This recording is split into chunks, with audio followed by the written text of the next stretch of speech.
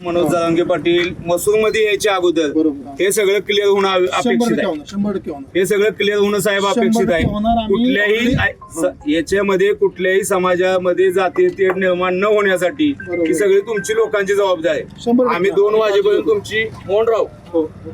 आपण 2 वाजेपर्यंत यांची वाट बघूया. विनंती विशेष तेवढी सहकार्य करा. 2च्या अगोदरच आपण ते संपून टाकू. आता जरांगे पाटील हे आज कराड तालुक्यातील मसूर इथे सभेला येत आहेत आणि काही विघ्न संतोष लोकांनी हा आमचा जरांगे पाटलांचा बॅनर फाडलाय.